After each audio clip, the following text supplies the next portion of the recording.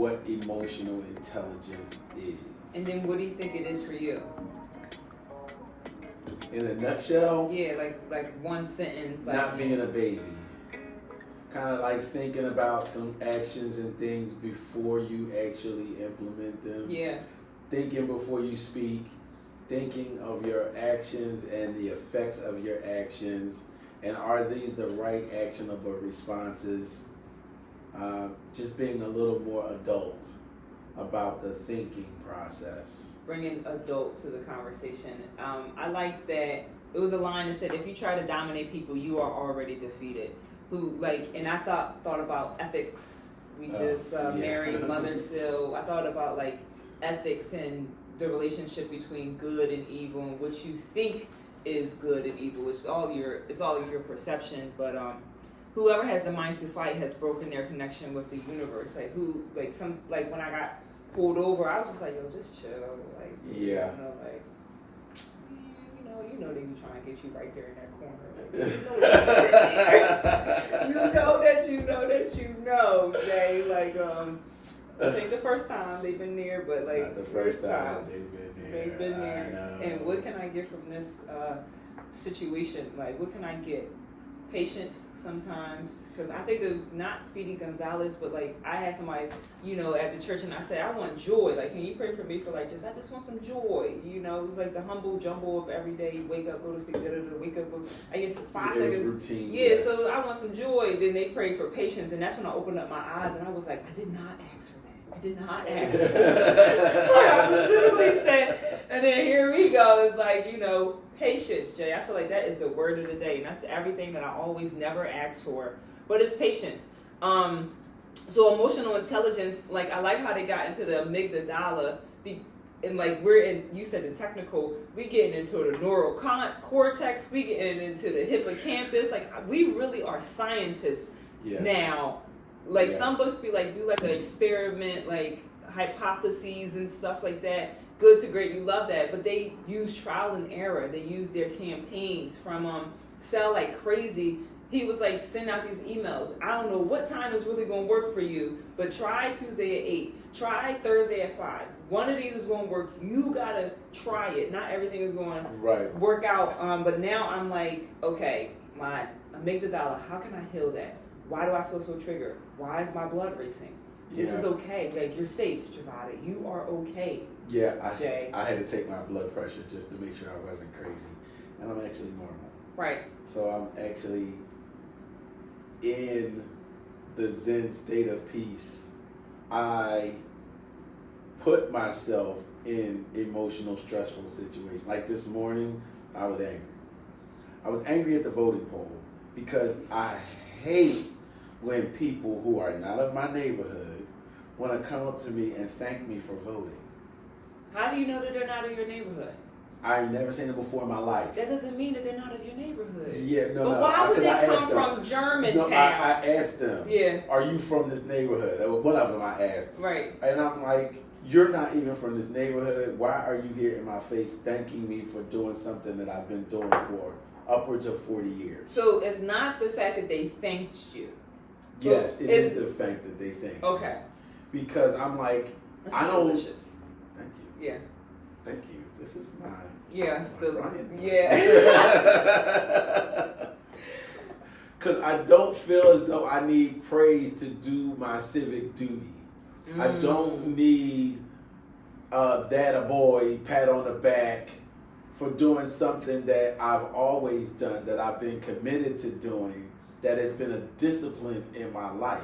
I can only think of a few times in my life that I did not vote. And I felt bad about not doing it, And then I listen to those people who say they don't vote.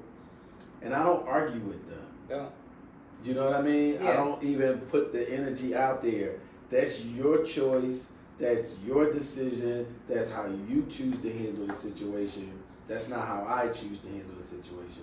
And I'm not going to let your emotional outrage cloud my civic duty to do what I'm supposed to do with my outrage. Is it just in this area of voting, or other areas doing what you're supposed to do already? Yeah, I can think of other areas that I need some help driving. I hate lost people. I hate driving behind lost people that don't know left from right, that's not really sure where they're going. I mean, my mindset is when you woke up and got dressed, you knew where you were going. When you headed to the car, you had a destination. Now, don't tell me that you got in the left lane and all of a sudden out of nowhere decided to go right. Those are two different directions. Why didn't you know which way you were going before you started out this morning? I know exactly where I'm supposed to be, how to get there. Yes, there's more than one way to get there. I hear so much, that is me sometimes when I'm here. You know, like I got pulled over for that too one time. Like not knowing if somebody in my passenger seat, like they was like, make a left, do not make a right. I'm like, you know? And it's just like, I hear the world of like right and wrong, which is okay. Like, it is a world, is, yes. You know, it's in the mind though. Like, yes. It's all in the mind.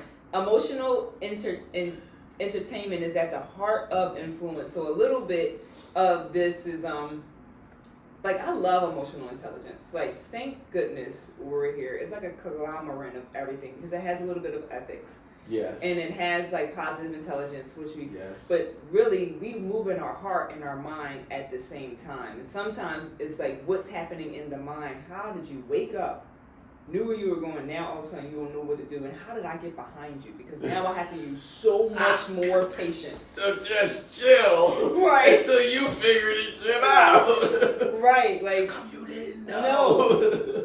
I like how you said a good cry is not so helpful, because I like sometimes I tell people, oh yeah, just have a good cry, you know, just cry it out, you'll be all right. Nope. That he said that it ruminates, it perpetuates the emotion. Emotion in the first place. I like the example of when he said the father who shot the daughter because he thought the daughter was out. Oh my God. And she was hiding in the closet. Freaked me out. And it's like, you went to get your gun? Yeah, and you was then already shot ready her to shoot somebody. You were was like already destined to shoot somebody. You was already tip-topping and then Yes. the reaction time is so delayed that you didn't recognize that it was your daughter's. You didn't stop to recognize that it was your daughter. And I don't know so much if we can fault that he didn't stop, because here it's saying the emotional brain takes over. Yeah. That's what he's like, that we lose kind of control. But he had a second in that split second, because he had to adjust to shoot down. You know. But even though he could have thought that the perpetrator, he could have thought that the perpetrator was kneeling, like possibly. But in that second, you have that split second of window that you gotta, like, that's the things that they train police on, to be able to identify a good person from a bad person before they actually shoot. Mm-hmm. You know, that's part of the training process. I felt I was horrified by that story, and I was like, because I am a gun owner. And there's been many times that I've walked out my house in the middle of the night because I heard a noise. And then I checked to make sure who was here, you know what I mean, where they were. And then I walked around, but I did not walk around in my house with the intent of shooting somebody. You know, I walked around with the mindset of, let's find out what's going on first. I had my gun with me. But I said, let's find out what's going on first before we get to the point of, oh, I gotta shoot something, you know? So, yeah, that was, that just brought me front seat to control yourself and self-control. That's mostly what I heard in this book, is how to, well, PQ taught you to calm yourself. PQ, positive intelligence, taught you about the saboteurs and how to control the saboteurs. So when I learned about the saboteurs, most of the saboteurs had my emotions high. So when I got control of them, I got control of my emotions. So now I'm in control. I determine when I'm happy or sad or excited or angry. You know, it's all me. It's not the effects of, it's not an external effect. It's all within me. Everything that we've read always focuses back on self-control. Everything, you know, even my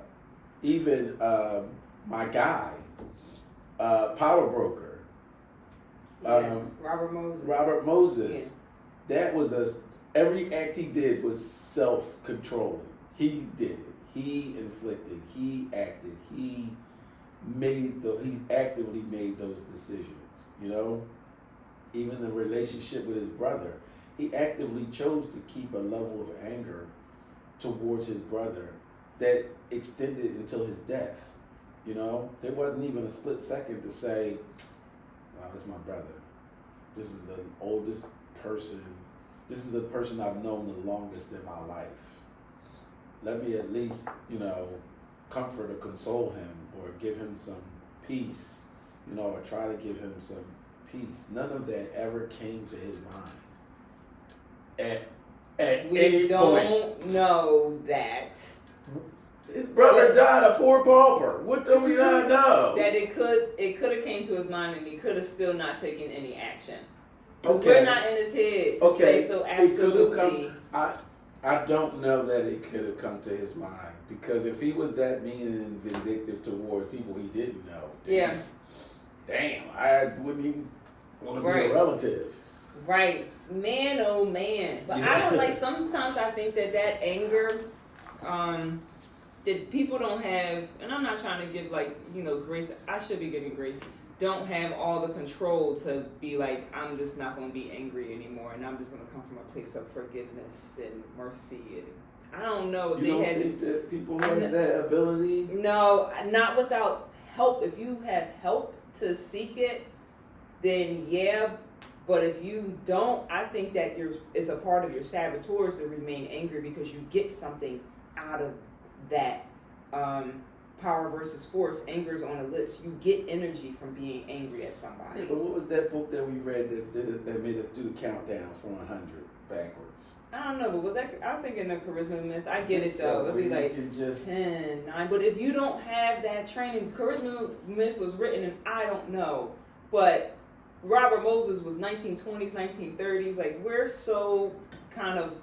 Look at man's search for meaning. All right. Come on. But if he sought it out, Robert Moses didn't seek. Where did we get here? Like, the point of the thing is, do people have the ability to self-soothe?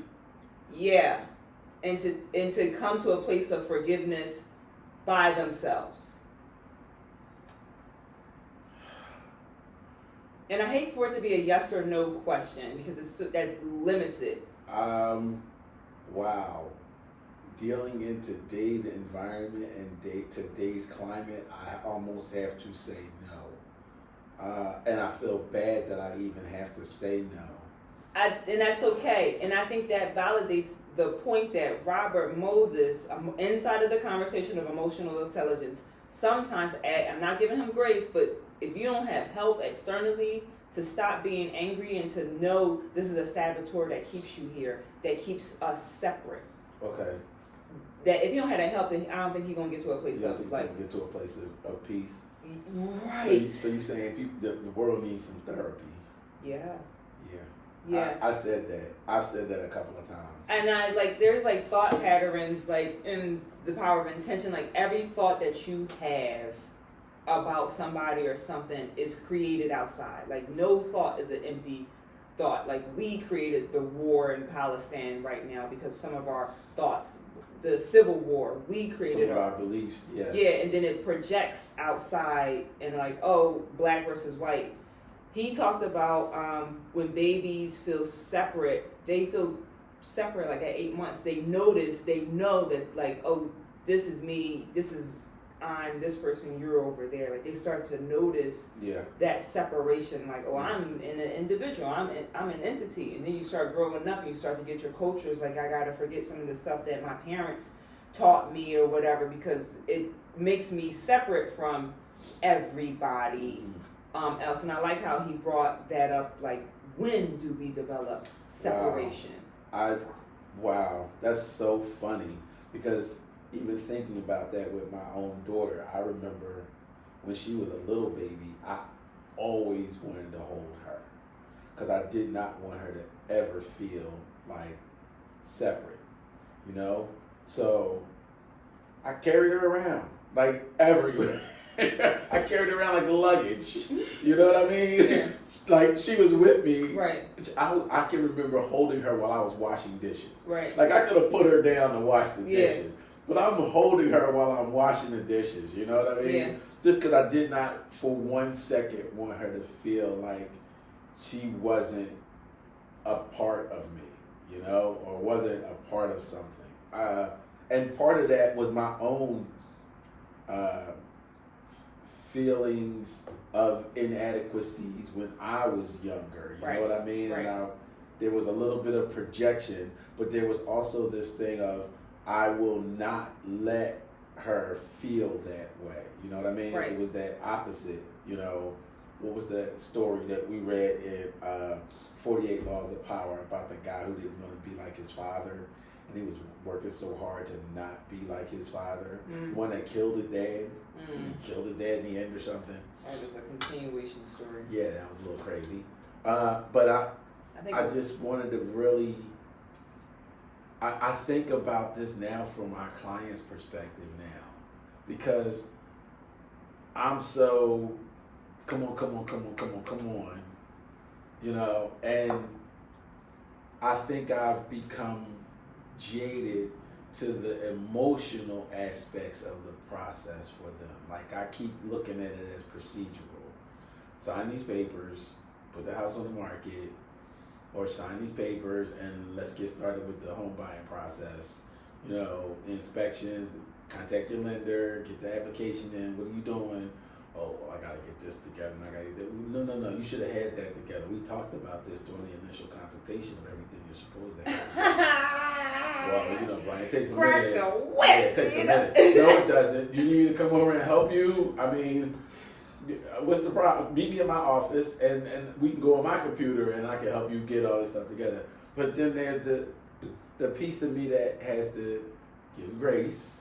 And sometimes you are peaceful. Like I think, you know, I'm not saying that not now, but like 2 weeks ago, you was definitely in a place of peace. And listening to you, I resonate with it, but hurriness portrays trust. Like it'd be like, I gotta go, you gotta get to see compared to being like, you know, not moving at their pace, which is, you know, it's like a line, ethics. Like, I hear you. So it's a continued learning.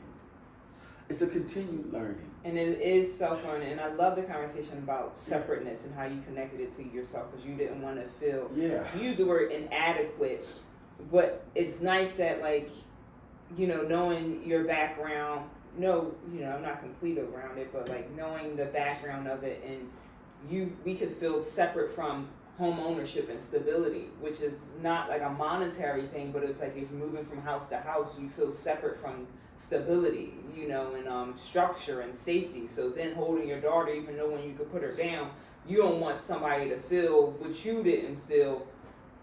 And that he brought that up, like, yeah. Oh, you know what I really think about? Because all of this it's like a floodgate.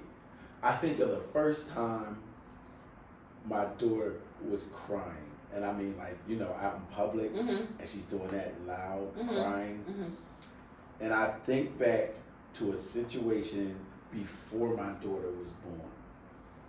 We were at a Dundee, and this guy was holding his baby, and his baby was freaking out, and I was watching him, and in my mind I'm going, can't you come on, my baby, John? Can't you control your baby?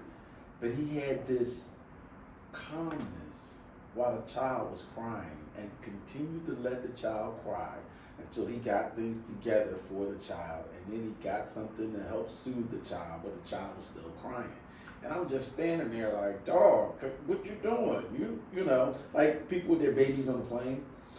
So then now fast forward, my daughter is born, and the situation is now reversed. I'm in public and I have her, and she's freaking the fuck out, crying. I don't know what the heck she was crying about. And all of a sudden, the feeling that the guy had kind of like washed over me, and this peace came to me because a little voice in the back of my head said, if she's crying, she's breathing.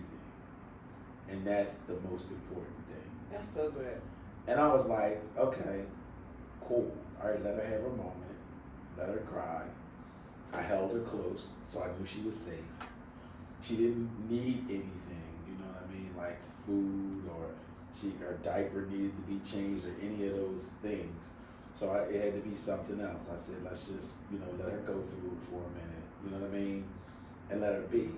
And I calmed myself instead of being so, oh my God, something's wrong with my baby because she won't stop crying. That is what this book. That was an aspect of emotional intelligence. Yes. You were brilliant. Yeah, let it speak through you. And you were quiet enough internally to hear the message. Yes. And to get the greater scheme of what was going on. Yes. We're breathing. And I think that moment was a moment of gratitude, to be like, I'm breathing in this moment. She's breathing in this moment. Right. I love this person that's breathing. I can care less now if you're crying in front of a million people that I don't know and that I don't care about. I don't care about. Right. I don't care. If you can't get that baby to shut up, that's the amygdala though. From past based memories, I think I Googled how can I reset my amygdala, and they said kind of what you just did, deep breathing. I was like, and I Googled it, and I was like, I know all these things, I thought she was going to give me something new. Saboteurs jumped out at you, didn't they? And it's so crazy because not that you read not all self-help books, but we already know what there is. It's a remembrance of to do the things that we know that we should be already doing, and just to reiterate some of those good points. And one of the good points was just breathe inside of the moment. And just where I get that Zen piece from? Riding a bike. Just unobstructed. The stationary bike is so much better than the regular street bike. Because the street bike might get hit. Well, there's a different level of paying attention. People, squirrels, trees, cars, getting slapped with a bush or something. That happens. Turning signals. Cars, Concrete Parkway, they need to trim them hedges a little better, but that's real. The stationary bike gives me this practiced peace. I put my earbuds in. I'm listening to some distractless noise. It's not song music, it's just music, that allows me to put myself in this practiced Zen mindset. And I'm able to actually recall that during stressful situations. I love recall. The mind. I Googled what mind was today, and one of the words was definitely recall. So the definition of the mind, recall or remembrance. Yes. An opinion formed by judging something, right? That's so many action steps. You gotta judge it. Then your mind has an opinion about it, and then you be like, why they complaining about people not sitting and voting, and then you all in here with it, Yes. You're not the only one. But that was intentful. That was on purpose. Yeah, but that was the purpose, was to make the people wrong that were sitting on the couch not voting based upon whatever reason that they had. But you Or stopped yourself. I did. You was like, or to stop, or to be in the face of the people that was in my face thanking me for doing my civic duty. Yeah, Ooh. that was intent. That was on purpose. You know. do you think? I love that comment. Back to that. Like, do you think yourself for doing the civic duty? Do I thank myself? Because why did them people, if we are controlling everything that happens in our external environment, right? Why did they specifically? Nobody thanked me. They probably did, you know, but but do you? Thank you for doing your. Get out of my face. Do you think yourself, like? Because this is weird. Because you ready for this? Yes. As a man, and I'm saying this specifically from a man perspective, and I know I put myself in this box when I'm saying this. Yeah. We don't applaud ourselves for doing things that we know we're supposed to be doing anyway. Love it. Love it. You know what I mean? I think that's we the just answer. do what we're supposed to do. There's no cheering section. There's no rah-rah. There's no attaboy. Attaboy, Brian. Yeah. You know what I'm saying? We do what we're supposed to. We do what we're supposed to do. We do what we have to do. Do you know what I mean? Some of the stuff we do is a thankless job, so we expect it to be thankless. Is there anything that you want to be that you would want to be acknowledged for? If you allowed yourself to be acknowledged for it, what would it be? When I grill food really well and I smell good, and I dress nice and I smell good. Brian, Those are basic things. I want to acknowledge you for being a food provider, for taking care of our food, for sewing inside of others. You prepare the food, you season the food, you monitor the food, you sit there and you make sure that everybody is fed. You take care of your sheep. And you show up as somebody that is presentable. You let the light shine on who you are and who you are not. And you set the tone before you even walk into the space. Hallelujah. Right. So I want to acknowledge you for preparing, for seasoning, for being a good shepherd, and making sure everybody's stomach is fed, and for being the man that you are before you even walk into the building. Thank you. You're welcome. Emotional intelligence, that is shine the light on them. So now, how do we use emotional intelligence in our day-to-day business? So I think I'm more so this thing right here. Like today in line, like there was a smoker in front of me, and I was just being like, I hope that don't get on me a little bit. Like I was like, I'm so happy. It's the same thing. I know. It's a smoker in line. But like he a little like moving, shaking. I was like, just bring peace. I got into the wrong line because the person, like, I feel like I knew where I had to go because it was my first time, but I got into the wrong line, which I think story that I could have cut 3 minutes of standing in that line. Okay. And it's like so being mindful. I think more so like. I told somebody I wanted to feel thrilled too, and they said being thrilled is a choice. You can choose to, at every moment of the day, you're making a decision about something. You're having a conversation. Let this conversation be prosperous. Let this conversation be joyful. Let this conversation in here be peaceful. What was that book that we read? Psycho-Cybernetics. Yeah. When he said, draw from an experience that you had in the past that you were really excited about. Like all day long. Use that to drive you throughout the day. I'm saying like a weakness for is the like I'd be like, I read all these books, and then the patience comes in is like, I did that. Like I did that. Yeah. No. You have to actively be there. Like he said, mentally put yourself in that space. Like I remember one of the very first times I got dressed to march with Police Athletic League Drum and Bugle Corps.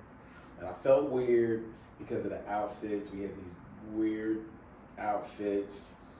Like we had these black pants with these military powder blue jackets with the buttons, the shiny buttons on both sides. And then we had these like Western style like cowboy hats with the white feathers, with these big white long feathers. Right. And then we had like the safety badge. Peter Pan. Like a white safety badge, and then black shoes and black socks. And I was like, I can't go outside like this. But everybody else that was around me was dressed the same. It was 100 of us. We were all dressed the same way. So I said, okay, everybody else looks the same. So, okay, this is cool. And then we stepped out on the field, and all you could hear was all these people just like applauding us coming out, and the announcer is announcing us coming out, Police Athletic League Drum and Bugle Corps. And I was like, oh my God, that's us! You know, they had our name on this big like digital banner. And all of a sudden I felt like excited to go out there and perform and to be a part of this and to show everybody what we have been practicing and rehearsing on for the last umpteen weeks. And now, even recalling that moment now, I'm like, wow, that was so cool. Or like the first time that we went and played at the Phillies game and we walked out on the Philly field, I still remember what the turf felt like, because I had never felt grass like this before, because it was really soft and thick and kind of cushiony. You know, like you put your foot in it and the grass just kind of like went around your shoe. And I could hear all the roar of the crowd and the people, and then you could see us on the Megatron coming out. And I still am enthused and excited about all of that. You know, it's the same excitement that I get when I get ready to go play. You know, I'm like, okay, I'm get ready to go play. You know what I mean? I got my drums set up.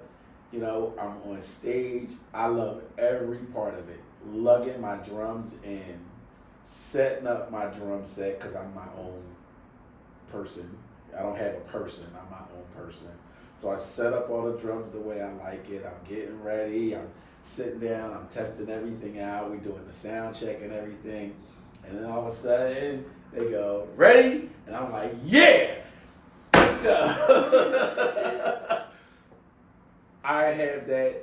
I carry that enthusiasm with me. I'm always waiting to get ready to get on stage. Even with my clients, I'm excited. When I go to meet them, I'm like, yeah, we getting ready to sell a house. And they're like, oh, wow, you're a little over the top. I'm like, this is a daily thing. Yes, I had my coffee. I'm dressed for you. I brush my teeth.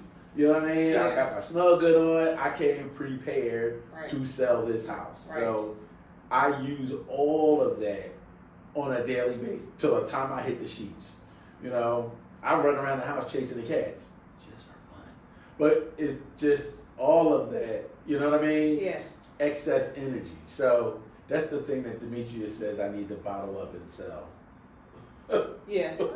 No, I got some off of it. I totally got, you know, you just gave it to me for free. Damn, this coffee is really. Yeah. Did I do it today? Yeah. Yes. No, I just added just enough. Yeah. I didn't go overboard. Right. So, all right, so where we are, 8:45, and compare and contrast. All right, so this is where we, again, as normal, we compare and contrast the current book that we're reading with a book that we've read in the past. I'm letting you go first. Right, because I always be like, no, even though you know what's going to happen, Jay, but you still be like, no. Comparing emotional intelligence. Extreme ownership. Jocko. Wow. Ooh. Yeah. Because you really got to own your mind. You got to own your day. Before your feet touch the floor, you know, you put your whole armor on. I have been waking up in a state of gratitude, you know, and like being in a space of like, just take a deep breath. Just take a deep breath. And you're owning all of the experiences that happen to you. You're taking full, complete responsibility for it. Jocko. And I think it's a mind. They always say like mindset, but sometimes like you gotta own when your saboteur doubt comes in. Yes. And I gotta be like the army, protect my citadel. Like this is it. This is it. So let me ask you with Jocko, because there's a specific scene in his book that I remember extremely well, when he was arguing with one of the higher up generals because he was ready to attack what he called the insurgents. And they kept trying to pinpoint the right building. And Jocko was like, we gotta go now. And they kept saying, wait, we have to confirm that we have the right building before, you know, we have to make sure our intel is right. And he was like, we don't have a lot of time. This is the building. We gotta go. They confirmed it for us 3 times. Wait. Like, there was a point there where I didn't feel as though Jocko was exemplifying emotional intelligence. Like, he was so amped to go kill some insurgents. And then they talked about... but what happened at the end of the story? At the end of the story, they found out it was the wrong building. Got it. Because it was supposed to be, it was supposed to be building 85 and they were at building 58 or something like that. And the friendlies were in building 58, you know, and what's the first thing he talked about in the book was friendly fire. The people that were killed by friendly fire because they had the wrong intel. Had Jocko expressed a little bit of emotional intelligence in that moment and found his own peace, I think he would have been able to clearly hear what was going on from all aspects. And I still resonate even in support of your story. Thank you for remembering that story.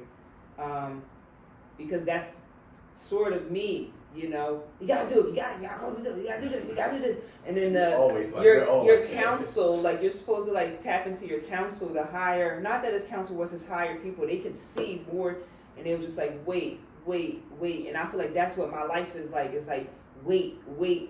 And he took ownership for it. And I'm still there because I'm like, I'm waiting. And I'm like, let's go, come on. Like, yeah. I'm reading these books, like, come on. Yeah. Like, and they're just like, wait. So I'm still like in support of that. I'm still there. There's so many books that I can compare and contrast this to. I mean, I can go to Viktor Frankl, but I think where I ended up at was positive intelligence. So I compared and contrasted positive intelligence to emotional intelligence. And I looked at them, I guess, from 2 different perspectives. Because positive intelligence really focused on me, as emotional intelligence focused on me. But I also looked at emotional intelligence from my client-facing perspective. And I looked at the Myers-Briggs test we did. Did you do the Myers-Briggs? I think so. We shared it together. We did another assessment. We didn't do the Myers-Briggs. We did another assessment. But I did Myers-Briggs, and I thought about not so much controlling emotional intelligence, but being able to interpret emotional intelligence in order to understand where my client is. Like, I got one client that's insane. She's ready to go right now. She don't have a dime, but she is so ready to get out of her situation, it's not even funny. And she calls me every day to show her overpriced houses that don't make sense. And she's mad at me because I won't do it. You know, I'm like, you have to stay in the budget, you have to stay realistic. So I'm practicing more emotional intelligence, and this is an older person. So I'm still trying to be respectful of her, but to keep in mind how this process works, to be able to guide her through it. So I'm identifying where her emotions are, where they're coming from, the thing that's charging her, and not letting it fuel me or direct me through the process. You know, she wants to scamper through this process, and I'm like, no, we can't scamper. You don't have scamper money. You know what I mean? The budget is very tight, so we have to stay realistic. So we've got to follow a strict guideline in what it is I'm showing you, and in order to keep your wants and needs and desires in mind at the same time. Right. So I feel like I practice more emotional intelligence with her, understanding where her emotional level is with this process. She's impatient, she's frustrated, she hates every house that we go into. It takes hours to show her because she can't really move around too well. So it really takes a lot of time, effort, and energy and patience on my part to be able to help her. Because at one point I fired her, and then we worked it out and got back together. But it took a lot to be able to say, okay, I'm committed to helping you get to where it is that you need to get to, void of all the negativity that you're shoveling at me about how long this process takes and why I can't find you the right house and you not really working for me. And I'm like, baby, I've been in your house like 4 times just to sit down and talk to you, explain this. I'm saying this to myself, I'm not saying it to her. And I'm really trying to keep my emotional intelligence level at bay in the face of her angst. Because you're not really talking to her. You're talking to like her saboteurs. Yes, because they're all over the place. Yeah. She has control of none of them. Right. They're everywhere. Right. And I think like that's a part of bringing the forgiveness back to that, to the conversation, because we wrestle not against flesh and blood, but the principalities, the war with the prince. Like you wrestle against flesh and blood, spirit. They got a chokehold over her. Yes. But internally, the charisma method, see people with angel wings, see people as the child. Her saboteurs is running rampant. You ain't doing this for the make wrong, good and bad. They just spewing.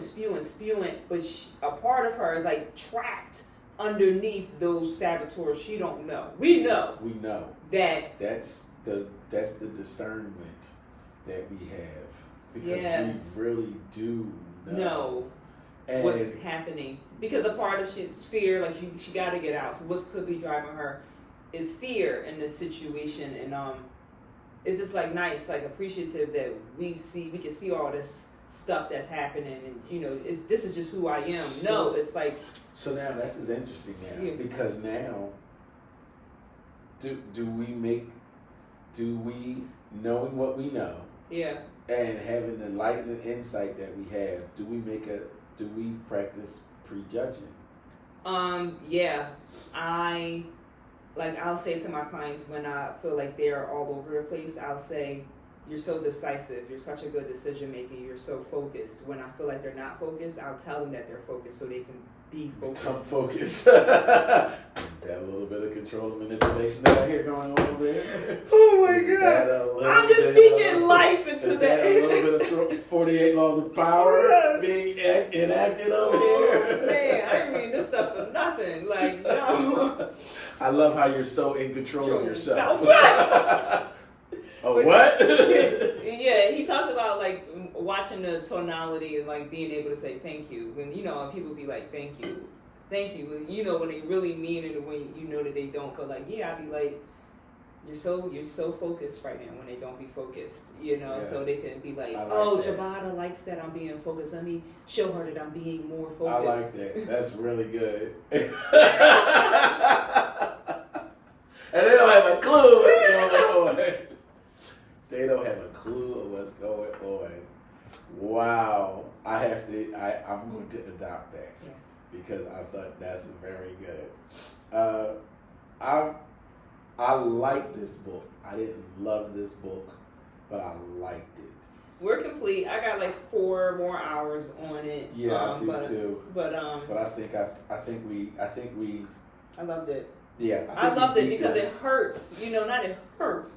But it was hard to listen to for me. I love the conversations of like, I really feel like a scientist in this book. In my neural content, I was reading like synaptics and how can I like connect things and where am I not broken, but where am I not connecting? Yeah. And like it had me read like maybe I could have been like a doctor, like a medical something, because I'm now like, what excites me? Like what part of me doesn't allow myself to experience joy? That's interesting because so when I originally started going to school, to college, my goal was to be a psychologist. Mm-hmm. Just being able to sit down, listen to people's problems, and then help them dissect their problems. But I didn't realize that in doing that, I had to actually start with myself first. That's the thing that turned me off of it, because I was like, I don't want to analyze myself. I just want to analyze other people. And I was like, even therapists have therapists though. Yeah, but the process starts from within and analyzing yourself first. It's so good because that's all the books have really come back to. It's like if you want to see peace out in the world, you gotta be the image of peace. You have to be the image of peace first. Because we create in all of this. We created the war. We created what's separation because we feel maybe separate from other people. But at the end of the day, we're all together. That's why I keep saying, this, we are the face and culture of this office. I keep saying that. Yeah, I think so. Totally. Because almost like there's a comment, no one else is out there. Everybody is a reflection of you. Everybody that you attract is for your own good, is to help you through your journey. So y'all, because ain't really out there. To me, guys, like y'all all an illusion. You know? And I swear, I believe this whole office needs book club. I think they do. Everybody in this office is supposed to be in book club. And we definitely got to be the reflection there's of... so much they could learn. But then I think that's a conversation of almost make wrong, because I be like... Or like good or bad. Like not that I'm better than you, that I know all this stuff, but I want to lift everybody. We are, and that's the bad part. That's the judge part, because we are. Because the knowledge is in the books, and we are reading. Yeah. I mean, we're actively listening, and not just listening, but taking control, implementing. I think a lot of some of the lastly, agents are like chickens with their heads cut off. Right, and I do be in like judging mode when I look at like how things are shifting in management and stuff, and like I'm in the email threads with different managers and like listen to what they say. Like they don't have a sales meeting today. We do, like it's just I'm not trying to be make wrong, but it's just like ooh, seeing the differences in emotional and where you're blocked. Like I want to tell you that you're blocked. But you might know, and you might not want to do anything about it because everybody's on a different level, spiritually, whatever you are, you're on a different level, and I can't make you, wrong about that. Lastly, Nelson Mandela, like, oh shit, she went to Nelson. I went to Nelson because back to Robert Moses and everything, this whole conversation of forgiveness, he was locked up for 20 years. He had officers pissing on him. He invited those officers to dinner. Wow. Yeah. Wow. Like he was That's like a new level. I'm not there yet. It takes something to get there. And he invited them to dinner, and I never really got into Nelson Mandela. When were we going to get this book? When you were ready. And now I feel like I'm ready for like Nelson, because that was some forgiveness. Like that was a whole y'all locked him up for whatever reasons. For y'all ain't let him out when his son got buried. And he like is so peaceful, like he forgave so much. That's why he won the Nobel Peace Prize. Wow, you just brought up another. Wow, look at you. You see me? Wow. Sit down, like, see that? Can I get there? Yo, this has been an excellent excellent book club. Yeah, today. we jumped right in. We You know? wait. There was no intro. Right. There was no build up. Right. We just went right on in Right. the book club. We already on 100. We press that ballot, get in here, make your decisions. Make a decision, and Yeah, we good voted. Good job. Good job. Congratulations for Good. voting today. Thank you. You did an excellent job. Thank I'm you. very proud of you. We Thank did it you. early and we got it out of the Right. way. We're waiting for next week's episode. We don't have the book. I have the book, but it's on the book club app. Join us on the book club app under Building Brilliance Book Club, YouTube under Building Brilliance Book Club, and on Facebook under Building Brilliance Book Club. I'm your host, Brian Wilson. Javada Hill. See you next week.